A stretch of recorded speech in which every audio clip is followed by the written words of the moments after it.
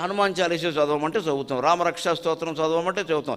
రాముడు చేసినట్టు హనుమంతుడు చేసినట్టు ఏ పని మనం చేయం. పైగా అవన్నీ మన వల్ల అవుతాయనే చెప్పారు వాళ్ళు. సముద్రం దూకడం అవ్వకపోవచ్చండి మన వల్ల, కానీ హనుమంతుడు అంత సముద్రాన్ని దాటి సీతాదేవి జాడ తెలుసుకుని వచ్చి సీత దొరికిందని ఇంకా చెప్పలేదు, ఓ చోట కూర్చున్నాడు.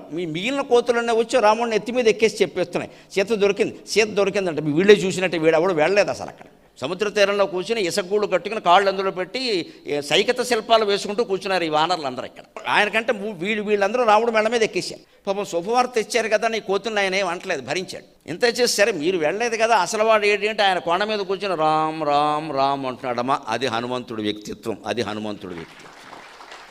మనం ఎందుకండి, మనం చెయ్యనివి కూడా గొప్పలు చెప్పాలని చూసేస్తాం. ఇక్కడ ఆయన చేసిందే చెప్పలేదు. కాస్త ఒక 100 రూపాయలు చందా ఇచ్చాడంటే వీడి పేరు వేదిక మీద 10 సార్లు చెప్పేయాలి. ఇక్కడ వారి కుటుంబానికి భగవంతుడు ఆరోగ్య భోగ 100 రూపాయలకే ఇవన్నీ. మనకేదైనా జరిగితే మన గొప్ప, ఏదైనా వేరేది జరిగితే వాడి శని. మన పరీక్ష బాగా రాసామనుకో అది మన గొప్ప.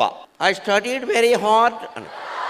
ఒకవేళ అది బెడిసి కొట్టింది అనుకో, మనం చదువుకునే ప్రశ్న పొద్దున్న వచ్చాడు అదమ్మోహం వేసుకుని ఇక్కడికి, వాడు కనపడడానికి మన పరీక్షకి సంబంధం ఏంటండి?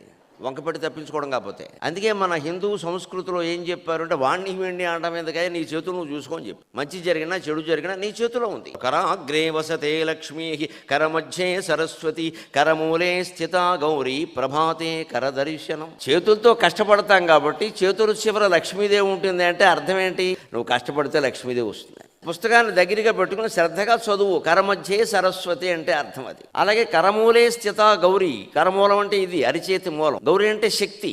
మన శరీరం మొత్తంలో శక్తి ఎక్కడ కేంద్రీకృతం అవుతుంది? అరచేతి మూలంలో కేంద్రీకృతం అవుతుంది. అందుకే మనం ఇలాంటి చోట ఎక్కడైనా జారి పడ్డాం అనుకోండి పొరపాటు, ఎక్కడ అనుకుంటాం? మోచేతి మీద మోకాల మీద ఆనుకోం, సరిగ్గా అరచేతి మీద ఆనుకోం లేస్తాం.